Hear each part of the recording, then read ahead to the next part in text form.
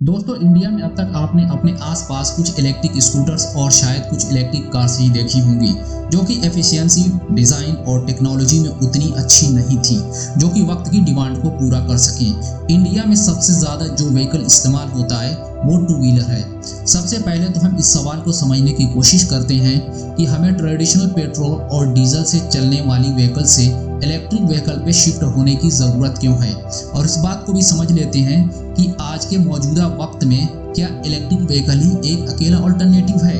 पिछले कुछ दशकों में हम इंसानों ने क्लाइमेट को इतना नुकसान पहुंचाया है कि अर्थ का टेम्परेचर 1.5 डिग्री सेल्सियस बढ़ गया है। एक रिसर्च के मुताबिक अगर हम 2050 तक अर्थ का टेम्परेचर 2 डिग्री सेल्सियस तक कम करने में नाकाम रहते हैं तो हमें इसके बहुत ही नेगेटिव नताइज का सामना करना पड़ेगा। वैसे तो क्लाइमेट को लेकर हमने बहुत सारी गलतियां की हैं और अभी तक करते आ रहे हैं। अगर हम चाहते तो क्लाइमेट को खराब होने से बहुत हद तक बचा सकते थे। इंडिया में इलेक्ट्रिक व्हीकल को एयर पॉल्यूशन और ग्लोबल वार्मिंग को कंट्रोल करने के एक एफर्ट के तौर पे देखा जा रहा है, जबकि कुछ दूसरे मुल्कों में इलेक्ट्रिक व्हीकल के साथ साथ हाइड्रोजन फ्यूल सेल व्हीकल्स के प्रोडक्शन पे भी ध्यान दिया जा रहा है। Hydrogen fuel cell vehicles electric vehicle से भी बेहतर ऑप्शन है क्योंकि इसमें से निकलने वाला वेस्ट सिर्फ प्योर वाटर होता है जिसे हम पी भी सकते हैं, लेकिन हाइड्रोजन फ्यूल के भारी मात्रा में अवेलेबल होने के बावजूद इसकी कुछ खामियां भी हैं, जैसे कि ये एक एक्सपेंसिव गैस है। इंडिया जैसी कंट्री में मिडिल क्लास फैमिलीज को कम कॉस्ट और ज़्यादा माइलेज वाली व्हीकल्स ही चाहिए, तो इसको देखते हुए शायद इंडिया इलेक्ट्रिक व्हीकल के मार्केट पे ही ज़्यादा ध्यान दे रहा है, ना कि हाइड्रोजन फ्यूल सेल व्हीकल्स पे। आज की ये वीडियो इलेक्ट्रिक व्हीकल के बारे में है, जिसमें हम जानेंगे कि इलेक्ट्रिक व्हीकल एयर पॉल्यूशन को कैसे कम करेगी और आज के दौर में इको फ्रेंडली व्हीकल की कमी को कैसे पूरा करेगी। चलिए दोस्तों, अब वीडियो को शुरू करते हैं, लेकिन उससे पहले चैनल को सब्सक्राइब कर लें और बेल आइकन को भी प्रेस कर लें ताकि आपको लेटेस्ट वीडियोस की नोटिफिकेशन मिलती रहे। इलेक्ट्रिक व्हीकल में लिथियम आयन बैटरी का यूज होता है। अगर बैटरी से होने वाले वेस्ट को हम पूरी तरह रिसाइकल कर पाते हैं तो इलेक्ट्रिक व्हीकल एक बेहतरीन ऑप्शन हो सकता है फ्यूचर ट्रांसपोर्टेशन का। इलेक्ट्रिक व्हीकल को इको फ्रेंडली व्हीकल के तौर पे देखना है तो गवर्नमेंट को सख्त कानून बनाने होंगे कि लिथियम आयन बैटरी की रिसाइकलिंग 100% हो सके। टेस्ला दुनिया में एक ऐसी कंपनी है जिसने दिखा दिया कि इलेक्ट्रिक व्हीकल भी पावरफुल हो सकती है। अगर हम ये कहें कि इलेक्ट्रिसिटी फ्यूचर का ट्रांसपोर्टेशन फ्यूल है तो कुछ गलत नहीं होगा। कार्स और टू व्हीलर्स एडवांस बैटरीज या हाइड्रोजन टैंक के साथ आने वाले वक्त में उतनी ही कॉमन होंगी जितनी कि आज पेट्रोल और डीजल से चलने वाली व्हीकल्स हैं। इंडिया में बिकने वाली व्हीकल्स में से 80% टू व्हीलर्स हैं और इसके अलावा सिर्फ 12% इंडियंस के पास ही टू व्हीलर्स हैं। ये गाड़ियां हर साल 12,000 करोड़ लीटर्स फ्यूल कंज्यूम करती हैं और इनसे 40% एयर पॉल्यूशन होता है। इंडिया दुनिया के सबसे ज़्यादा फॉसिल फ्यूल इंपोर्ट करने वाली कंट्रीज में से एक है। इंडिया ने 2019 में $125 बिलियन का क्रूड ऑयल इंपोर्ट किया था। 2020 वर्ल्ड एयर क्वालिटी रिपोर्ट के हिसाब से दुनिया की 30 सबसे पॉल्यूटेड सिटी में से 22 तो इंडियन सिटीज़ हैं। यहाँ पे ट्रांसपोर्टेशन 2.5 माइक्रो पर्टिकुलर मैटर का प्राइमरी सोर्स है, जिससे कि लंग और सांस से रिलेटेड प्रॉब्लम्स होती हैं। इंडिया दुनिया में कार्बन डाइऑक्साइड एमिशन के मामले में तीसरे नंबर पे है और ये 2 million kilo ton carbon dioxide emit करता है।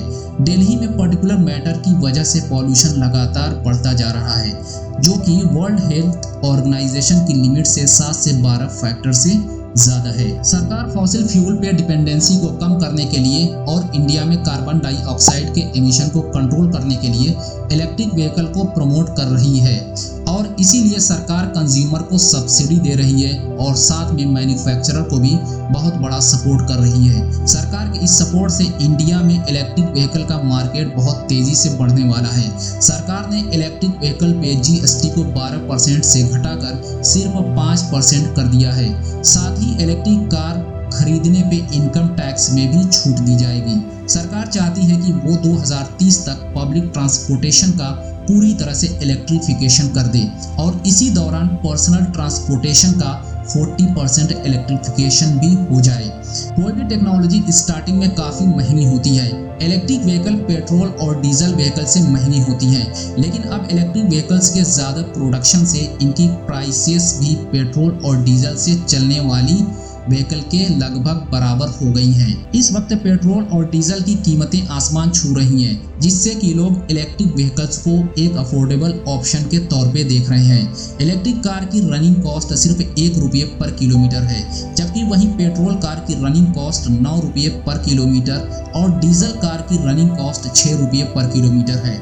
और इस तरह पेट्रोल और डीजल की कॉस्ट का ज़्यादा होना भी कंज्यूमर को इलेक्ट्रिक व्हीकल की तरफ पुश कर रहा है। हम पहले ही डिस्कस कर चुके हैं कि इंडिया में टू व्हीलर कंज्यूमर 80% है।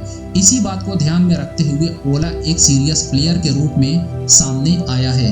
एक स्टार्टअप के रूप में ओला के एम्बिशंस इतने हाई हैं कि ये मार्केट में एस्टैब्लिश्ड प्लेयर को भी मात दे सकती है। ओला ने 2400 करोड़ रुपीस की तमिलनाडु में एक फैक्ट्री बनाई है, जिसमें कि ओला ने स्टार्टिंग में 2 मिलियन इलेक्ट्रिक स्कूटर मैन्युफैक्चर करने का टारगेट रखा है। ओला के सीईओ भाविश अग्रवाल का कहना है कि हम एक साल में 1 करोड़ तक इलेक्ट्रिक स्कूटर मैन्युफैक्चर कर सकते हैं। पिछले महीने अक्टूबर के लास्ट में ओला की पहली सेल मार्केट में स्टार्ट हो गई है, जबकि दूसरी परचेज विंडो का लोग बेसब्री से इंतजार कर रहे हैं। ओला के को फाउंडर अंकित भाटी का कहना है कि ओला स्कूटर दुनिया की सबसे बेस्ट स्कूटर नहीं है, लेकिन जो स्कूटर आप खरीद सकते हैं उनमें सबसे बेस्ट है। ओला 5000 चार्जिंग पॉइंट्स इंडिया के 100 शहरों में स्थापित कर रही है, जिसे बढ़ाकर बाद में 400 शहरों में 1 लाख चार्जिंग पॉइंट्स किए जाएंगे। ओला के फाउंडर भाविश अग्रवाल का कहना है कि इलेक्ट्रिक ट्रांसपोर्टेशन का फ्यूचर है और हम इसे और भी बेहतर बना रहे हैं। दोस्तों, अब हम ओला स्कूटर और उसके कुछ बेहतरीन फीचर्स के बारे में बात कर लेते हैं। ओला ने मार्केट में ओला स्कूटर के 2 वेरिएंट लॉन्च किए हैं, ओला S1 और ओला S1 Pro। ये डिज़ाइन में बेस्ट हैं, परफॉर्मेंस में बेस्ट हैं और टेक्नोलॉजी में भी बेस्ट हैं। इसकी डिज़ाइन की बात करें तो ये एक फ्यूचरिस्टिक टू व्हीलर है। इसकी हेड लैम्प्स कमाल की हैं और सबसे अच्छी बात यह है कि इसमें 2 हेलमेट आसानी से आ सकते हैं। इस स्कूटर के कलर्स की अगर बात करें तो ये कई वाइब्रेंट कलर्स में आती है और कोई ऐसा कलर नहीं है जो किसी को पसंद न आए। स्पीड की तो किसी को शिकायत हो ही नहीं सकती। इसकी मैक्सिमम स्पीड आइडियल कंडीशन में 115 किलोमीटर पर आवर है।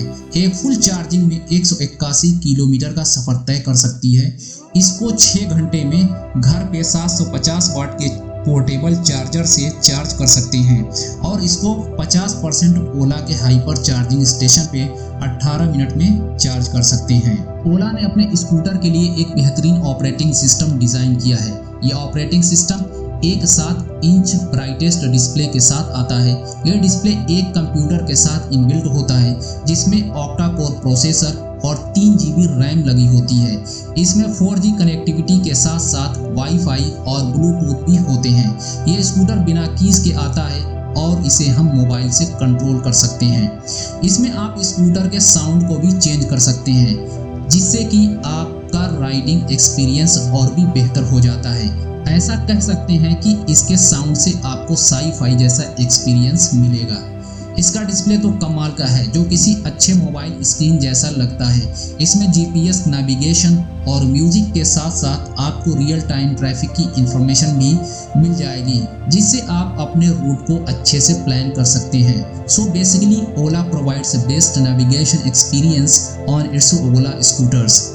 ओला इलेक्ट्रिक ऐप आपको स्कूटर की हर एक जानकारी के बारे में अपडेट करता रहता है।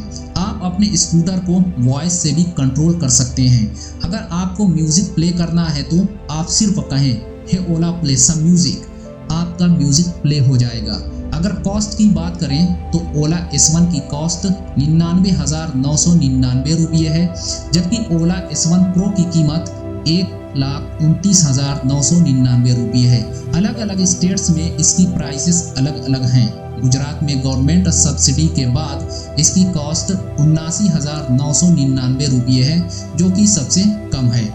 दोस्तों, वीडियो देखने के लिए बहुत बहुत शुक्रिया। आगे मिलते हैं ऐसे ही किसी और वीडियो के साथ।